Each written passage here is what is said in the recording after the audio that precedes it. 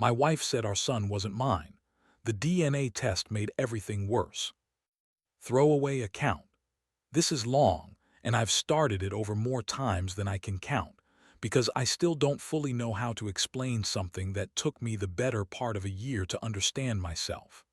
I'm going to tell it in the order I lived it, not the order that would make the most sense on paper, because I think you need to feel as lost as I was for this to actually land. My wife told me our 8-year-old son wasn't mine during an argument about a broken coffee mug. That's the part I keep replaying even now. Not the confession itself. Not the DNA test that came weeks later. The mug.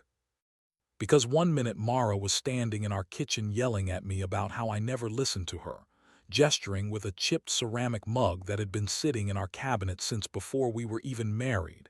And the next minute she'd set it down hard enough to crack it clean through the handle, and she said, "You want the truth. Elliot isn't your son." I laughed. I actually laughed, a short, disbelieving bark of a sound, because it felt like exactly the kind of cruel, deflecting thing a person says in the middle of a fight when they're losing an argument and want to hurt you instead of continuing to lose it. I thought she was trying to wound me, nothing more. Then she started crying, not the performative crying of someone caught in an exaggeration, but something quieter and more frightened, and that's when I understood she wasn't bluffing. 3 weeks later, the DNA test came back. It confirmed that I wasn't Elliot's biological father. I thought that was the worst possible thing I could learn that year. Then I read the second page of the report, and I understood I hadn't even come close to the worst of it yet. I need to back up, because I don't think any of what came after makes sense unless you understand what we actually had before that night. And I promise you, whatever you're picturing right now based on how this opens, it wasn't a bad marriage. It wasn't even a mediocre one, not for most of the 9 years we'd been together by that point. I'm Julian Cross, 36. I teach high school history at a public school that's seen better decades, and I met Mara at a mutual friend's wedding 11 years ago. One of those nights where you end up talking to the same person for 4 hours straight without meaning to, and walk away from the whole event unable to remember a single other detail about it. Mara worked in medical billing then, still does, meticulous and sharp in a way that made her genuinely good at a job most people find soul-crushing. We dated for 2 years before getting married, and Elliot came a little over a year into the marriage, after a pregnancy that was harder on Mara than either of us expected. Enough complications in the final trimester that I spent more nights than I want to remember sitting in hospital waiting rooms convincing myself everything would be fine, because the alternative wasn't something I could let myself think about. I remember holding Elliot for the first time with a clarity that 9 years hasn't dulled at all. He was smaller than I expected, red-faced and furious about something, and Mara was crying in the hospital bed beside me, exhausted in a way that looked like it went all the way down to her bones. And when the nurse finally handed him to me, he wrapped one impossibly small hand around my finger and gripped it with a strength that seemed completely disproportionate to how fragile the rest of him looked. I don't think I've ever, before or since, felt anything as simple and complete as what I felt in that exact moment.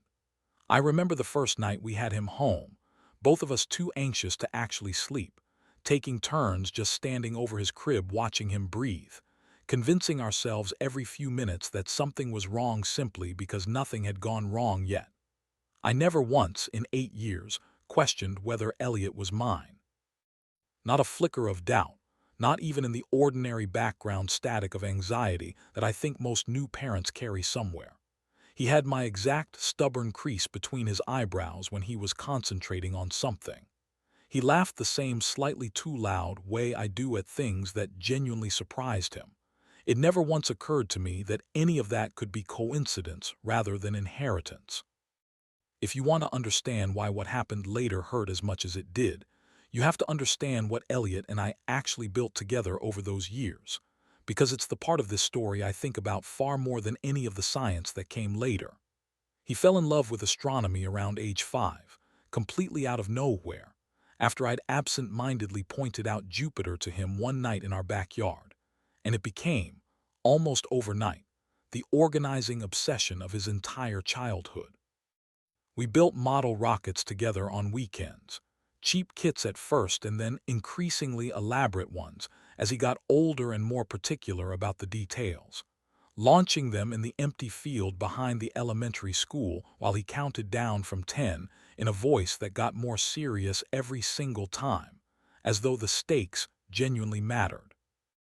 We watched old science documentaries together most Friday nights, the kind with dated narration and grainy footage that somehow held his attention more completely than anything newer and flashier ever managed to. I started calling him Professor somewhere along the way, half as a joke about how seriously he took explaining orbital mechanics to me at age 6, and the nickname stuck in a way that made something warm settle in my chest every single time I used it. He called me Dad. Just that, simply, constantly, in 100 different contexts a day. And I don't think I'd fully understood, before everything that happened, how much of my own identity had quietly rebuilt itself around that one word. There's a particular memory from when Elliot was 6 that I've come back to more than almost any other during the worst stretches of all of this. He'd gotten it into his head, after watching some documentary about the moon landing, that he wanted to understand exactly why rockets didn't simply fall back down the instant they launched. And instead of accepting my somewhat simplified explanation, he pushed and pushed with follow-up questions until I ended up pulling out actual physics textbooks from my own college years. Sitting with him at the kitchen table for the better part of an afternoon trying to explain escape velocity to a 6-year-old in language he could actually hold onto. He didn't fully understand it, not really, not at that age, but he listened with a seriousness that struck me even then as unusual for a kid his age, nodding along, asking increasingly specific questions, and at the end of it he looked up at me and said, with total conviction, "I'm going to build a rocket that doesn't fall down." I told him that was a wonderful goal, and he spent the following 2 weeks drawing increasingly elaborate rocket designs in a spiral notebook I still have somewhere in a closet, because I couldn't bring myself to throw it away even during the worst months of everything that came later. Another time, when he was 7, he asked me, completely out of nowhere during a car ride home from school, whether I thought there were other versions of us somewhere in the universe, other dads and other Elliots living slightly different lives. I told him I didn't know, but that it was a good question to keep thinking about. He seemed satisfied with that answer in a way that 8-year-olds and adults both rarely are, with genuine uncertainty. And I remember thinking at the time that it was one of the things I loved most about him, that particular comfort with not needing every question to have a clean, immediate answer. I would think about that car ride a great deal, months later, once I understood exactly how many questions about my own family didn't have clean answers either. The cracks in the marriage started slowly enough that I genuinely didn't recognize them as cracks at first, more like a change in whether I assumed would pass on its own. Mara became distant in small, hard-to-articulate ways over the course of maybe 4 or 5 months, present in the house but somehow not fully present in it. The kind of change you notice mostly in retrospect once you have a full picture to compare it against.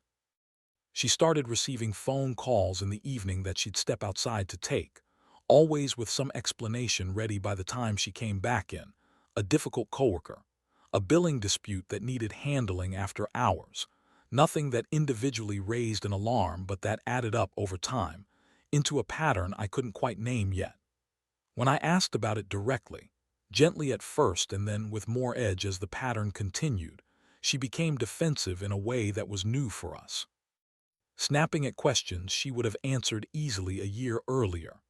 I found the photograph almost by accident, tucked into an old box of hers I was moving during a closet reorganization. A picture of Mara standing beside a man I didn't recognize, both of them younger, laughing at something outside the frame. I checked the date scrawled on the back out of nothing more than idle curiosity at first, and felt something cold settle in my stomach when I realized it lined up almost exactly with the months before Elliot was conceived. When I asked her about it, holding the photograph up somewhat awkwardly like evidence in a trial neither of us had agreed to hold. She looked at it for a long moment before saying flatly, "He's someone from before you, and nothing more." And something in the careful economy of that answer told me not to push further that particular night.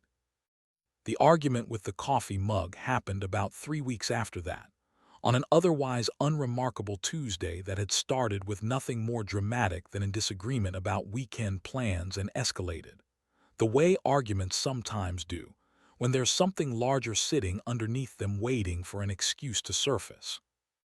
I'd said something about feeling shut out lately, about the phone calls and the distance and the photograph I still hadn't gotten a real answer about, and Mara had exploded in a way I'd genuinely never seen from her before, years of something clearly building past whatever threshold she'd been holding it beneath. "I just want you to tell me the truth," I said, more tired than angry by that point in the argument, and something in her seemed to simply give out entirely. "Fine," she said. Then, flat and final, "Elliot isn't yours." The silence after that sentence stretched long enough that I could hear the refrigerator humming in the next room, a detail that shouldn't matter to this story at all, except that I still think about it every time I hear that exact sound. "Who is his father?" I finally managed to ask. Mara looked at me with an expression I couldn't fully read, somewhere between relief at finally saying it out loud and terror at what saying it out loud had actually started. "I don't know," she said, and I remember thinking, even through the devastation of the first sentence, that the second one was somehow stranger, somehow the one that didn't quite fit the shape of an ordinary affair confession. I got the paternity test done quietly, without telling her, using a cheek swab I collected from Elliot one Saturday morning under the pretense of a school science project about genetics that he found completely fascinating, and asked me a dozen follow-up questions about, none of which I could answer honestly given the actual reason I was collecting the sample. I expected, walking the swabs to the mailbox that afternoon, that the results would simply confirm what I already knew on some level had to be coming, a formality more than a real question. What came back, 10 days later, sent an entirely different kind of cold through me than I'd braced for. Probability of paternity, 0%. Not inconclusive, not low. A flat, absolute zero that left no room for the kind of hope I hadn't realized I was still quietly holding on to. I confronted Mara with the report in hand, and she finally told me, in halting pieces, that she'd been seeing someone named Daniel Voss for several months before we'd gotten serious, an on-and-off relationship that had technically overlapped, briefly, with the very beginning of our own, and that the timing lined up closely enough to Elliot's conception that she'd apparently carried a private, unspoken fear about it for years, without ever finding a way to say it out loud, until that argument finally forced it out of her.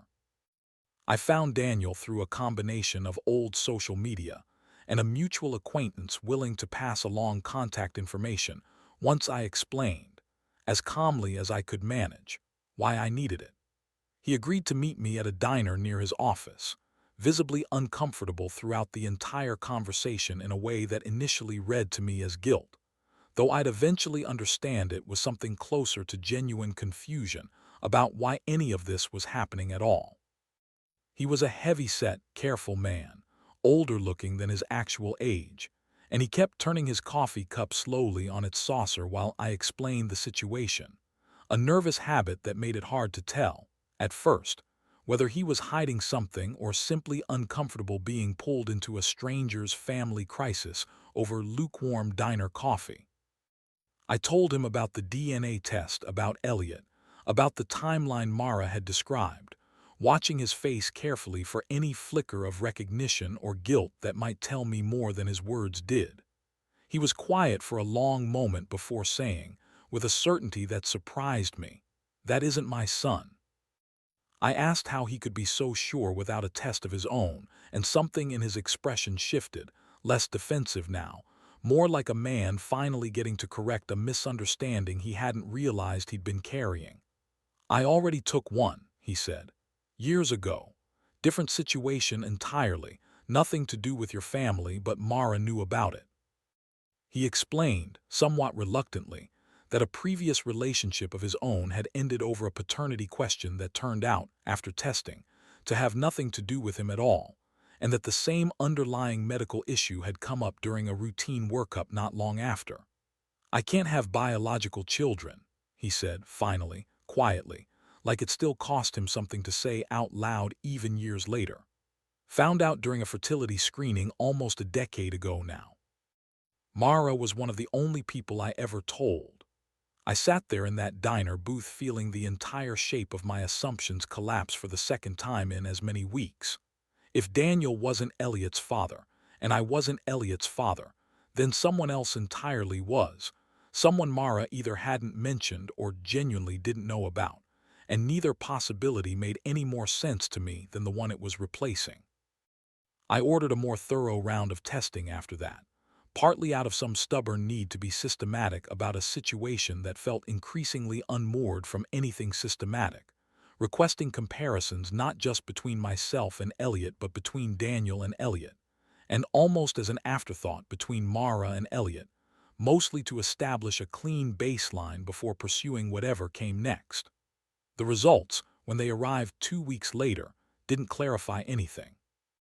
They obliterated the entire foundation I thought I was standing on. Julian Cross, not biological father. Daniel Voss, not biological father. And then in a line I read 4 separate times before I could make myself believe what it actually said, Mara Cross, not biological mother.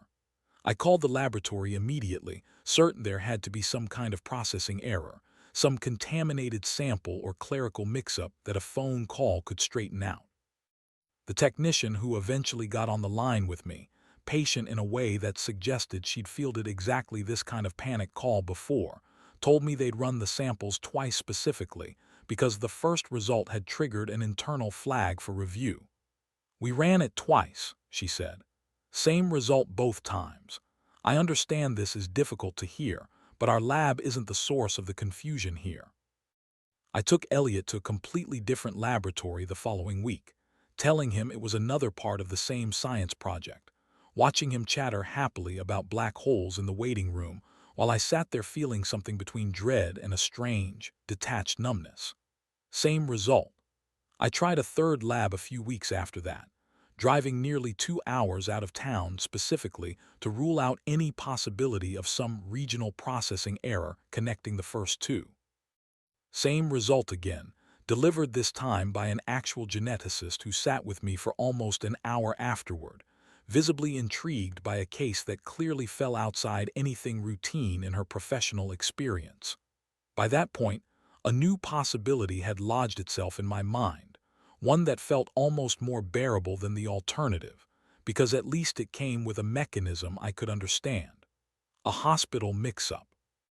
Somewhere in the chaos of a delivery room 9 years earlier, Elliot might have been switched with another newborn, an explanation that was devastating in its own right, but that at least made sense within the rules of the world I understood. I requested Elliot's full birth records from the hospital, and the response I got back initially seemed to close that theory down almost as quickly as I'd opened it. Elliot Cross was born to Mara Cross. The records confirmed. Same date, same hospital, same attending physician, same newborn identification bracelet number cross-referenced against Mara's own hospital wristband from that stay. Everything matching with a bureaucratic thoroughness that should have been reassuring, and instead felt almost taunting given what the DNA results were telling me. It was only after pushing further, requesting broader incident reports from that same maternity ward covering the weeks around Elliot's birth, that I found something that finally gave the mystery a shape I could work with. 9 years earlier, during the same week Elliot was born, the maternity ward had experienced a significant power failure that required temporarily relocating several newborns to a backup unit on another floor, while emergency systems came online. 3 infants had been affected. One identification bracelet, according to a brief, carefully worded incident note buried in an appendix I nearly missed entirely, had been damaged during the transfer and required manual reissue. The hospital's official position, reiterated to me twice by two different administrators when I called to ask directly, was that all infants had been correctly identified and returned to their proper families before discharge, full stop, no ambiguity, nothing more to investigate on their end. I didn't believe that was the end of it, and I spent the following weeks doing something that probably looked, from the outside, like the early stages of a complete unraveling, searching hospital records, old local news archives, anything that might tell me more about who else had been born on that same floor during that same complicated week. I eventually found a name in a birth announcement buried in the local paper's archive from that period. Aiden Vale, born the same night as Elliot, same hospital, same floor. A little more digging turned up that Aiden's family had moved out of state less than a year after his birth, which felt, at the time, like exactly the kind of detail a person trying to disappear from an uncomfortable situation might generate. Though I had no actual evidence, yet connecting that move to anything beyond ordinary relocation. I tracked the family down through a combination of persistence, and a private investigator, Mara, reluctantly agreed to help pay for once I explained, as gently as I could, where the investigation had led. Aiden's mother, once I finally reached her and explained enough of the situation to justify the strange request, agreed, somewhat warily, to a genetic comparison. The results arrived almost 3 weeks later, and for a brief, disorienting stretch of time, I thought I finally had my answer. Aiden Vale showed a clear genetic relationship to Mara, not to Elliot. For about 2 days, I let myself believe the explanation was finally simple enough to hold on to. A hospital switch, Elliot biologically belonging to some family neither of us had ever met, Aiden biologically belonging to us. A tragedy with at least a comprehensible shape to it. Then the geneticist who'd been helping me interpret the results pointed out something I'd been too emotionally scrambled to notice on my own. If there had been a straightforward hospital switch, Elliot should have shown a genetic connection to some other family entirely, ideally the Vale family or a third family we hadn't yet identified. He didn't. Elliot's DNA, according to every test run so far, connected cleanly to absolutely nobody involved in any version of this story. Not Julian. Not Daniel. Not Mara. Not the Vale family. He existed genetically as though he'd simply appeared, unconnected to any of the people who'd spent 8 years raising him, loving him, building his entire childhood around him. It was around this point that Mara finally told me something she'd apparently been sitting on since before Elliot was even conceived, something that reframed the entire timeline I thought I understood. Years before Elliot, she said, she'd undergone testing that suggested she might struggle to conceive naturally, results serious enough that we'd briefly discussed pursuing IVF together before. According to her account at the time, she'd conceived Elliot naturally not long afterward, seemingly resolving the concern entirely and making the earlier fertility workup feel, in hindsight, like an unnecessary scare.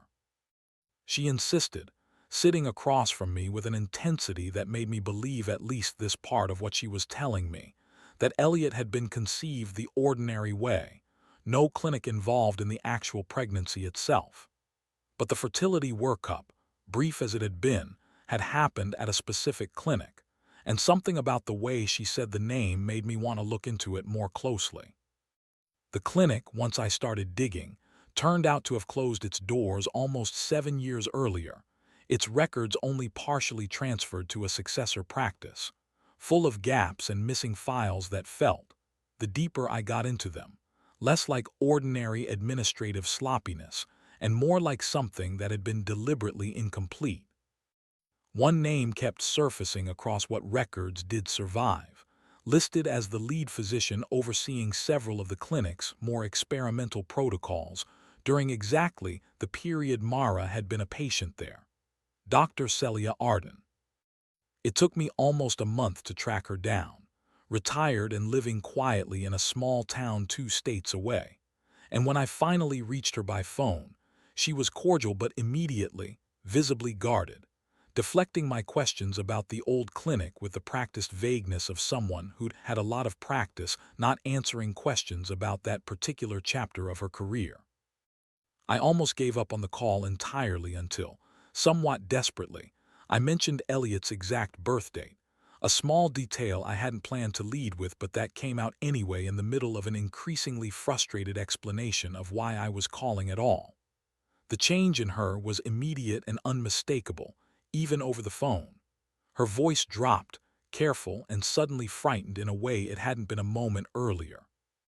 "Who told you about the baby?" she asked, and something in the specific phrasing of that question, the baby, as though she already knew exactly which one I meant without me having said anything more specific than a date, made the hair on my arms stand up.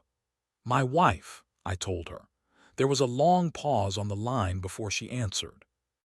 "Then she finally remembered," Dr. Arden said, and I sat there gripping the phone, understanding that whatever came next was going to be considerably larger than anything I'd been braced for up to that point.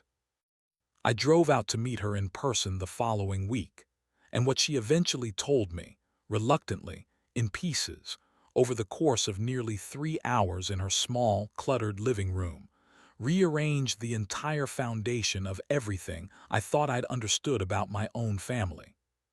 The clinic, she explained, had participated for several years in an experimental embryo program, one that existed in a legal and ethical gray area, even by the somewhat looser standards of the field at that time, using genetic material from anonymous donors to create embryos that were, in theory, intended for carefully consented research purposes rather than actual implantation. The program had eventually been shut down amid internal concerns that were never fully investigated publicly, and most of its records had been quietly destroyed or sealed in the aftermath, which explained the gaps I'd been running into for weeks. Mara's treatment, she confirmed, had been connected to that program, though Mara herself, according to Dr. Arden, had never been told the full nature of what she'd actually consented to during that brief, anxious period of fertility testing years before Elliot was born. What that meant, laid out plainly, was almost too strange to fully absorb even sitting there hearing it directly. Elliot hadn't been conceived naturally, the way Mara had believed for 8 years. At some point during that fertility workup, an embryo created from anonymous donor material, part of that same experimental program, had been implanted in Mara without her ever being told. It wasn't simply her own natural conception finally succeeding after the initial scare. It explained everything the DNA results had been telling me for months, in a way that finally made mechanical sense, even as it obliterated any emotional sense I'd been able to hold on to. I wasn't the father because Elliot hadn't been conceived from my genetic material at all. Mara wasn't genetically the mother because the embryo hadn't come from her own eggs either.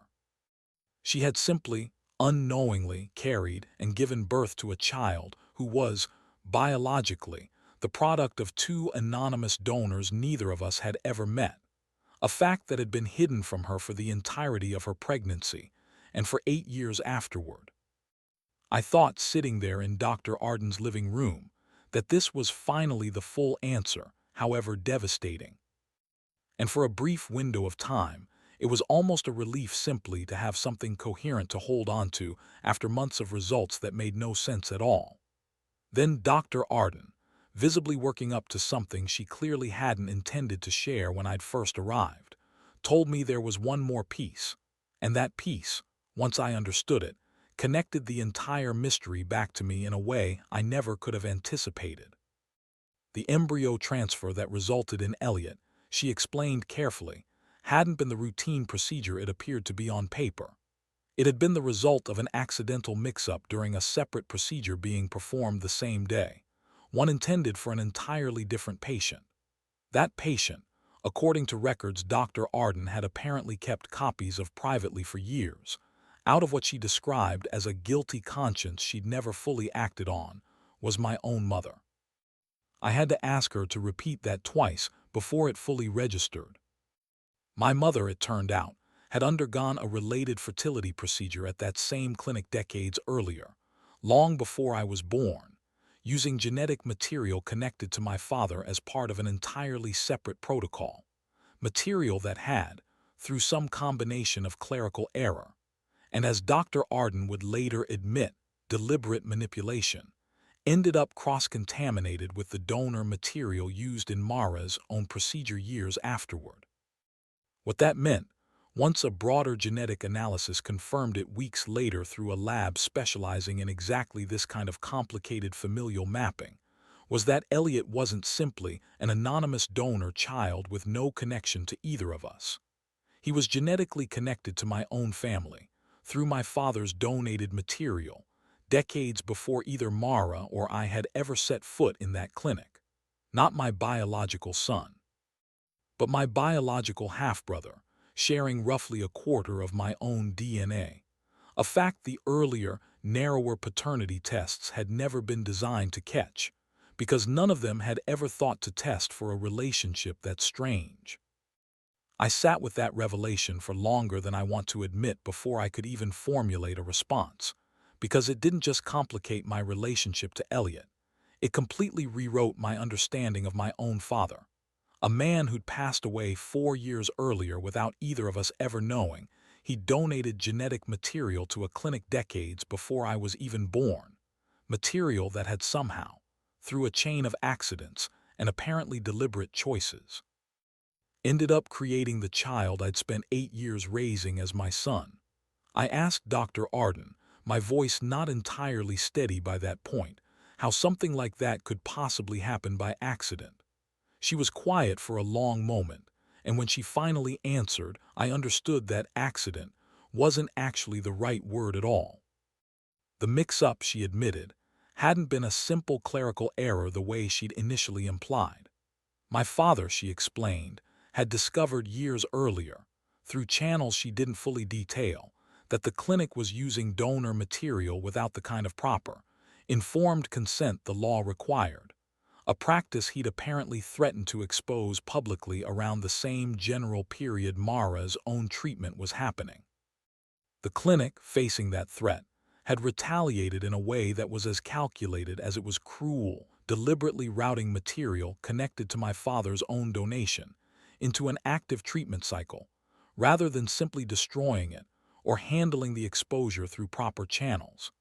A decision made, as far as Dr. Arden could piece together from records she'd kept and conversations she'd had with colleagues since retired or passed away themselves, specifically to entangle my father in the very practice he was threatening to expose, making any future accusation considerably messier and more personally compromising for him to pursue.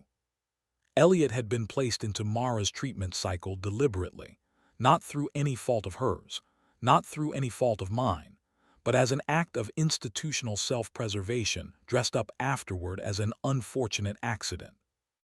I asked the question that mattered most by that point, the one I'd been almost afraid to ask directly: who exactly had made that decision? Dr. Arden told me, with what sounded like genuine, long-buried shame, that the responsibility sat with the clinic's administrator at the time, a man who had since died himself, who had orchestrated the manipulation of records specifically to bury evidence of the clinic's broader unconsented use of donor material, using Elliot's placement as one small, devastating piece of a much larger cover-up. Mara, she confirmed again plainly, had never known any of it. She hadn't been an active participant in any version of this, hadn't manipulated anything, hadn't lied to me about the mechanics of Elliot's conception, because she genuinely believed, right up until the truth started surfacing, that he'd been conceived the ordinary way after her earlier fertility scare had apparently resolved itself. That distinction mattered to me more than I expected it to, sitting there absorbing everything Dr. Arden had told me. This had never simply been my wife cheated and lied about it.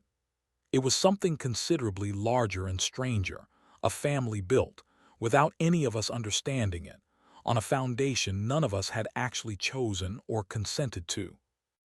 I went home and asked Mara the question that had been building in me since Dr. Arden's revelation, needing to hear the answer directly from her even though some part of me already suspected what it would be.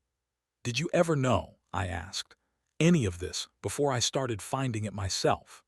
She told me no immediately, and I believed her about the specific mechanics of the embryo mix-up, the donor material, my father's involvement, all of it. But then she told me something else, something she'd clearly been holding separately, something that landed harder than almost anything Dr. Arden had told me. She admitted that she had, in fact, discovered years earlier quietly on her own that something about Elliot's conception didn't add up the way she'd originally believed. Not the full truth, not the embryo program or my father's connection to it, nothing that's specific or complete. But enough of a nagging suspicion, surfacing during an unrelated medical appointment that had raised some genetic red flags she'd never fully explained to me, that she'd started to privately doubt whether Elliot was as simply, naturally hers as she'd always believed. "How long have you known?" I asked, my voice barely holding together by that point. She looked at me for a long moment before answering. "6 years," she said. 6 years. Elliot had been 2 years old when Mara first started carrying some version of this doubt, and she'd carried it silently through every single milestone since, every birthday, every first day of school, every rocket launch in that empty field behind the elementary school, without ever once telling me. I asked her why, and she said, crying in a way that felt entirely different from the crying in our kitchen months earlier, that she'd been terrified, plainly and simply, that if she told me what she suspected, even in its incomplete, uncertain form, I would somehow love Elliot less, or love him differently, or start looking at him the way I'd apparently started looking at him now that the full, strange truth was finally out in the open. I understood, sitting with her in that moment, that the affair confession months earlier, devastating as it had been, wasn't actually the deepest betrayal sitting underneath everything that had happened. It was this. 6 years of silence, 6 years of watching me build an entire relationship with my son on a foundation she suspected, even without full certainty, might not be what either of us believed it was, and choosing, every single day of those 6 years, not to tell me. "You didn't just keep a secret from me," I told her, the words coming out slower and more deliberate than almost anything else I'd said throughout the entire ordeal. "You decided I didn't deserve the truth about my own son." I struggled for weeks afterward with whether, or how, to tell Elliot any of it, turning the question over from every angle I could think of, consulting a family therapist who specialized in exactly this kind of complicated disclosure, reading more than I probably needed to about how much an 8-year-old could reasonably be expected to process about donor genetics and embryo mix-ups, and a father's biological connection that was more complicated than either of us had ever imagined. The therapist, a calm, careful woman named Priya Nakamura, told me something during our second session that I've held onto ever since. "Children don't need the mechanism," she said. "They need the relationship confirmed. You can give him that without giving him a biology lecture he's not equipped to hold yet.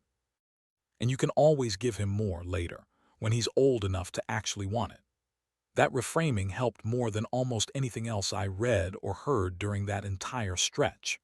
I eventually landed on something simpler than the full truth, not because I wanted to hide anything from him long-term, but because I genuinely believed, and still believe, that an 8-year-old doesn't need a lecture on genetic science to understand who his family actually is. I sat him down on a Saturday morning, the same morning we usually spent building rockets together, on the back porch where we always ended up talking about anything that actually mattered, and told him, as gently and honestly as I could manage without overwhelming him, sometimes families aren't made the way we expect them to be. He looked at me with the particular seriousness he reserves for questions about black holes and orbital mechanics, turning the sentence over for a moment before responding. "Like adoption?" he asked, which surprised me, because I hadn't expected him to reach for a comparison that close to the actual truth on his own. "Kind of like that," I told him, "except I've always been here since the very first day, and I'm not going anywhere." He nodded slowly, processing, and then asked the question I'd been bracing for since we sat down. "Are you still my dad?" I told him, without a single second of hesitation. Nothing could change that. He seemed to weigh that answer for a moment longer than I expected, the way he weighs most things, and then, apparently satisfied, asked whether we could still launch the rocket we'd built the week before, as though the entire conversation had simply been one more interesting fact to file away alongside everything else he was constantly learning about the world. We did launch it.